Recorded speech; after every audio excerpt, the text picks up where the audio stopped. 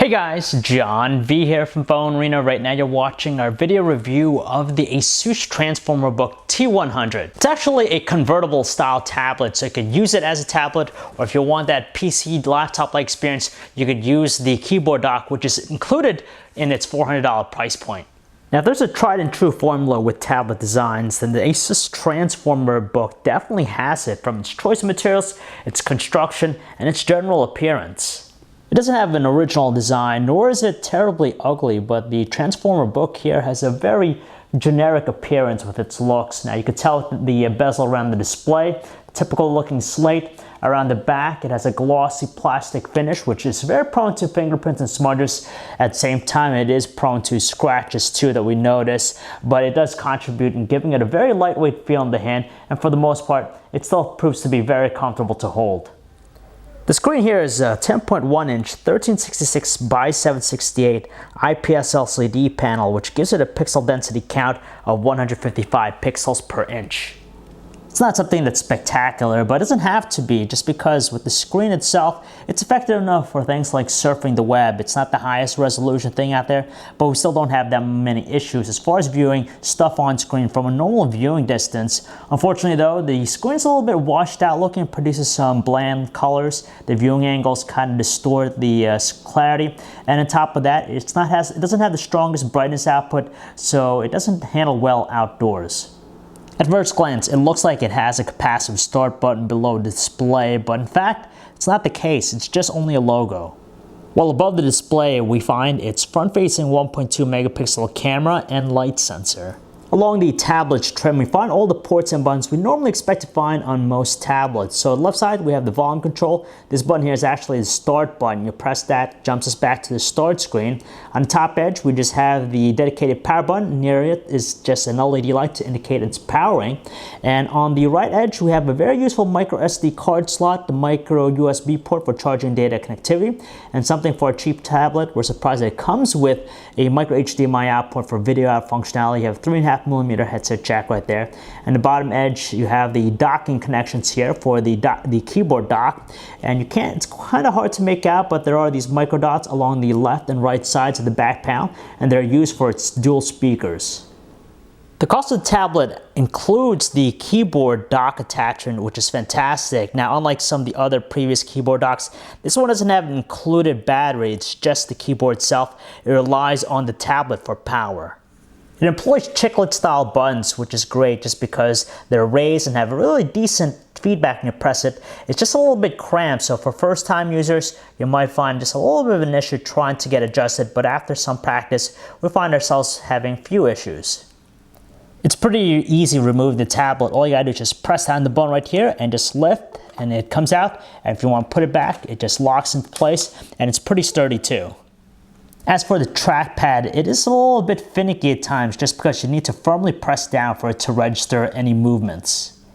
Even though the keyboard dock doesn't extend the battery life of the tablet, it does feature a very handy USB 3.0 port. Much like all the other tablets that are coming out right now, the Asus Transformer Book T100 is running Windows 8.1, the most up-to-date version of the platform. So if you've seen or played around with the Surface Pro 2, it's the same exact experience on here. Again, it's the start screen that captures our attention. That's because of the dynamic live tiles littered throughout it. Now, with the Windows 8.1 updated experience, we see a little bit better personalization just because we have now the ability to actually resize those live tiles to 4 different sizes. And on top of that, we can group and categorize them if we wanted to.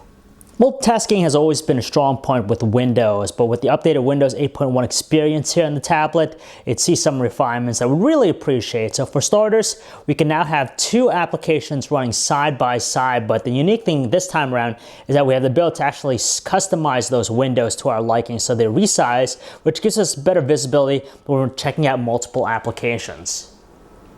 Well, aside from the Asus branded applications, it's pretty much a stock Windows 8.1 experience, so similar to any other tablet out there. Of course, being a full Windows 8.1 experience, we have the ability to actually install legacy software. So if you're used to things like Photoshop for the desktop, you'll be able to actually load it on here.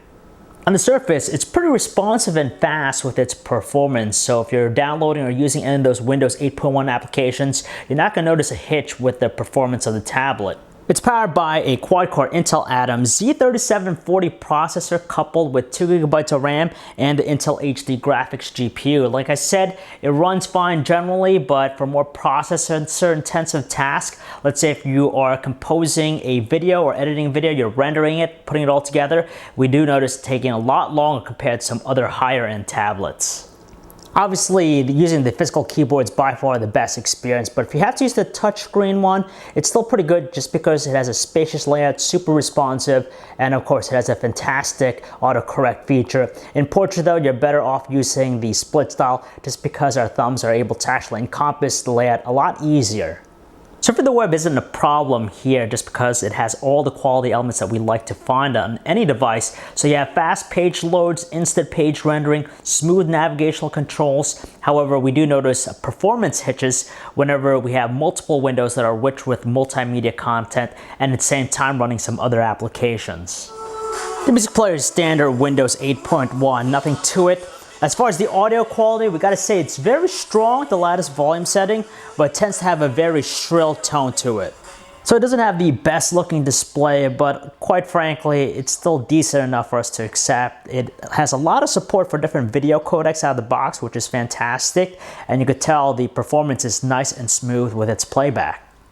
Battery life is actually quite impressive with this. In fact, we're able to get close to 10 hours of normal usage from its battery, and that's considering the fact this is a full Windows 8.1 experience.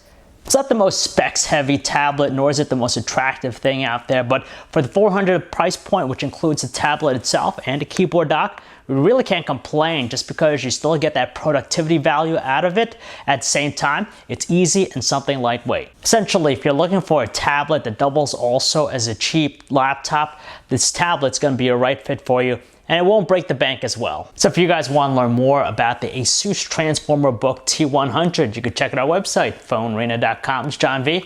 Thanks for watching.